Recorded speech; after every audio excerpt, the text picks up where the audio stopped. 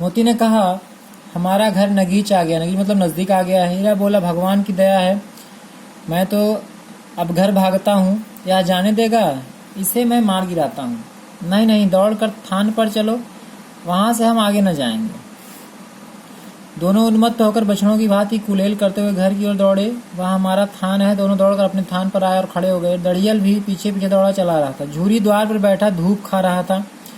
बैलों को देखते ही दौड़ा, उन्हें बारी बारी से गले लगाने लगा। मित्रों की आंखों से आनंद के आंसू बह लगे। एक झूरी का हाथ चाट रहा था।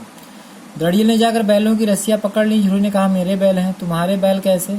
मैं मवेशी खाने से नीलाम लिए आता हूँ। मैं तो समझा चुका हूँ, चुराए लिए आते हो, चुपके से चले जाओ। मेरे बैल हैं, मैं बेचूंगा तो बिकेंगे। किसी को मेरे बैल नीलाम करने का क्या अख्तियार है? अख्तियार मतलब अधिकार। जाकर थाने में रपट कर दूंगा। मेरे बैल हैं, इसका सबूत यह है कि मेरे द्वार पर खड़े हैं। दड़ियल झल्लाकर बैलों को जबरदस्ती पकड़कर ले जाने के लिए बढ़ा। उसी वक्त मोती ने सींग चलाया।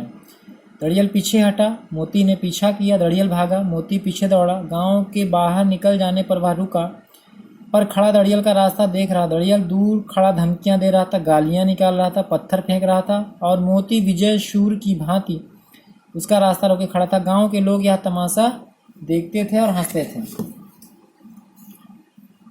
जब दड़ियल हार कर चला गया तो मोती अकड़ता हुआ लौटा। हीरा ने कहा, मैं डर रहा था कि कहीं तुम गुस्से में आकर मार न बैठो। अगर वह मुझे पकड़ता तो मैं बेमारे न छोड़ता।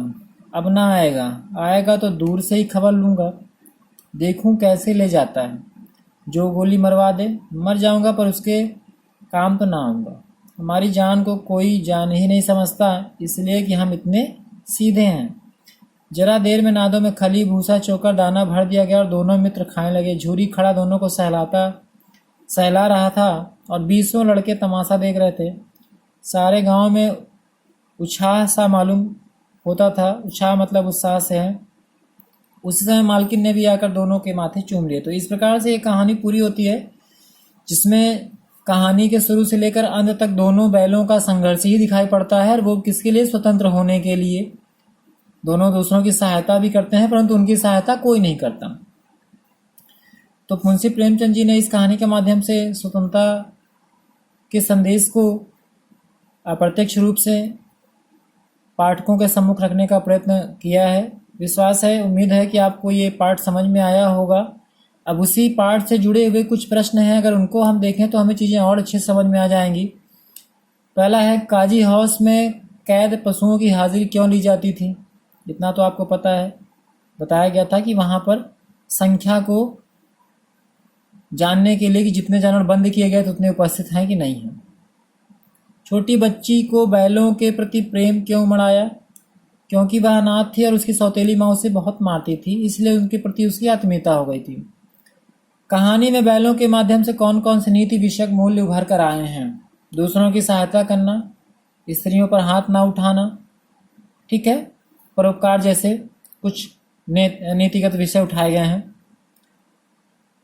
चौथा प्रश्न, गधे की किन किन स्वभावगत विशेषताओं? इस प्रश्न का उत्तर आपको शुरू में मिल जाएगा, जिसमें उसे संत ऋषि मुनियों की श्रेणी में रखा गया है, सद्गुणों की खान कहा गया है। किन घटनाओं से पता चलता है कि हीरा मोती में गहरी दोस्ती थी? एक, जब दोनों बाड़े में बंद थे तो एक साथ भागने की बात होती है। फिर दोनों जब सांड से लड़ते हैं वहाँ भी दोनों उसका एक साथ सामना करते हैं। तो ये अच्छे मित्र का लक्षण होता है कि वह अपने मित्र की विपत्ति में मदद करे। औरत जात पर सींग जलाना मना है या भूल जाते? हीरा के इस कथन के माध्यम से स्त्री के प्रति प्रेमचंद का दृष्टिकोण, नारी जाति का सम्मान।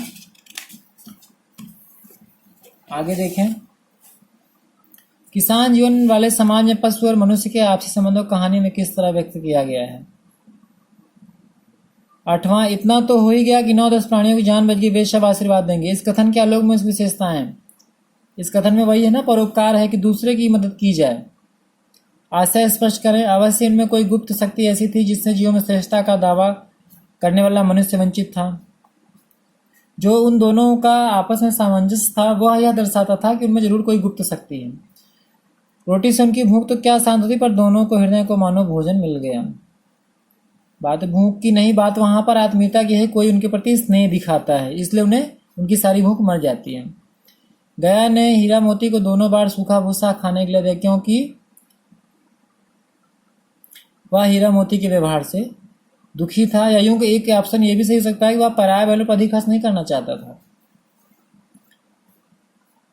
तो इस क्रम में इतना ही। विश्वास है कि आपको पाठ समझ में आया होगा। आप पूरे पाठ को ध्यान से पढ़िए, इस कहानी के केंद्रीय भाव को समझने का प्रयास करिए।